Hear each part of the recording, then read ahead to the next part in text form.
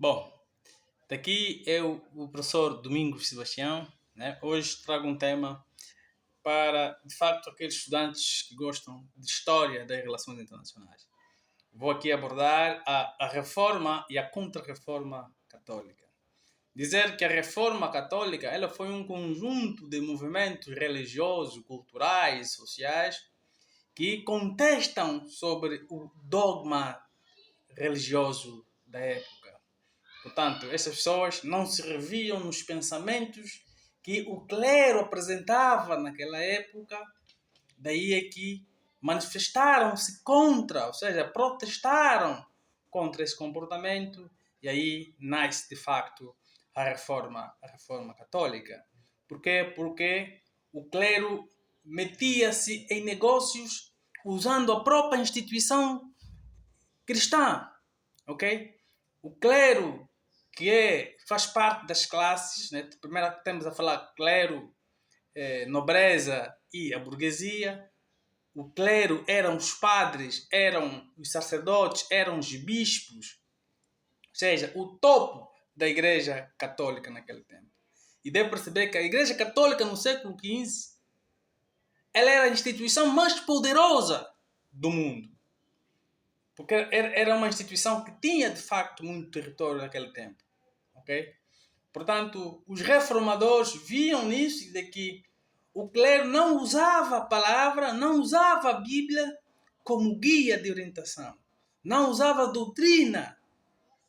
E utilizava a igreja para fazer negócios. Os bispos, os padres tinham amantes, tinham filhos, vendiam as relíquias religiosas. Vendiam indulgência, ou seja, a troca do pecado por dinheiro, por valores. Portanto, dois reformadores muito atentos sobre isso e que viram de facto e que contestaram sobre o dogma cristão. Estou a falar de Martinho Lutero e João Calvino. Portanto, esses iniciaram um protesto contra a Igreja Católica na Alemanha. Portanto, esses elementos, esses dois senhores, levantaram alguns pontos que conduziram à Reforma Católica. O primeiro ponto que eles levantaram tem a ver com a corrupção no clero. Portanto, ele viu que o clero estava corrompido. O clero utilizava a igreja para fazer negócio. Vendiam relíquias, os panos encharcados que Jesus usava com sangue, os espinhos, trocavam o perdão por dinheiro. Portanto, eles viram que, de facto, havia corrupção no clero.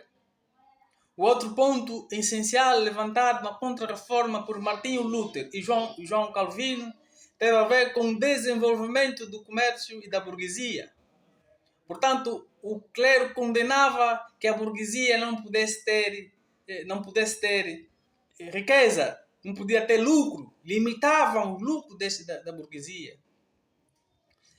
Portanto, a burguesia olhava na proposta dos protestantes que diziam que também vocês deviam ter luxos, que deviam ter riquezas, deviam ter direito a fazer negócios, a trocas comerciais. Então aproveitaram os protestantes para aceitarem a sua ideia. O outro ponto teve a ver com o sentimento nacionalista. Portanto, os reis naquele tempo não aceitavam. Como é que um rei que vive em Vaticano tinha que mandar nos nossos reinos?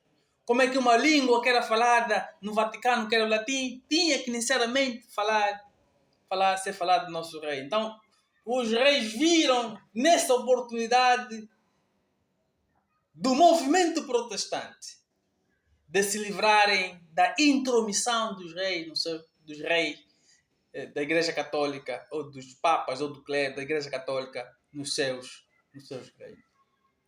A outra medida dos reformados, dos protestantes ou dos reformadores, estamos a falar da Reforma Católica, teve a ver com a nova interpretação da Bíblia.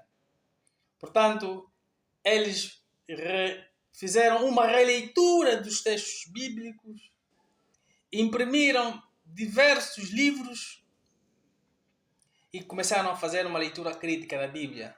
Chegaram à conclusão que, de facto, o clero violava a doutrina cristã. Portanto, esse foi, de facto, a Reforma Católica, começada na Alemanha por dois senhores, Martinho Lutero e João Calvino.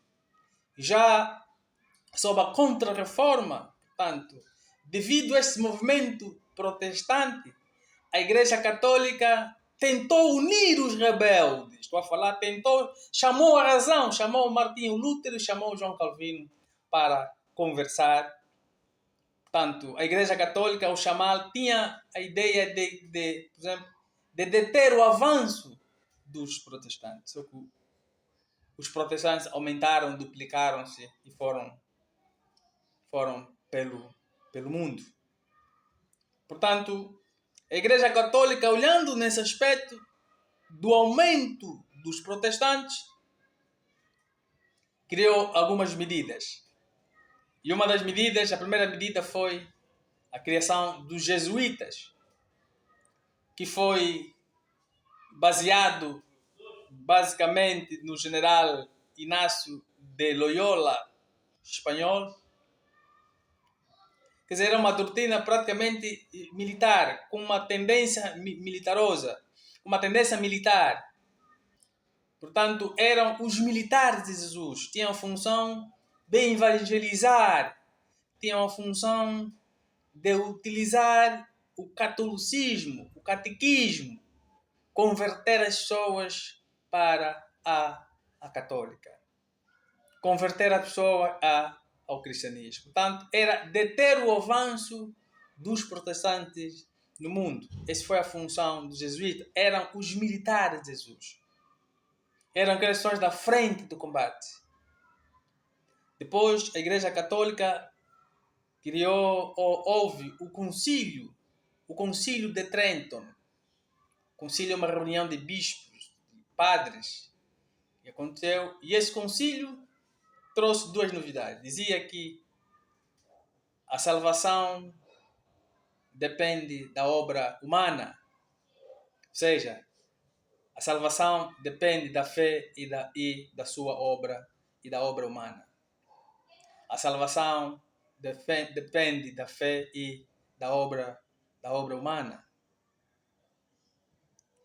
E criou, para além desse mecanismo, criou outros mecanismos como a intolerância, como a Inquisição também. Portanto, a Inquisição era um tribunal para julgar os desordeiros, os bruxos.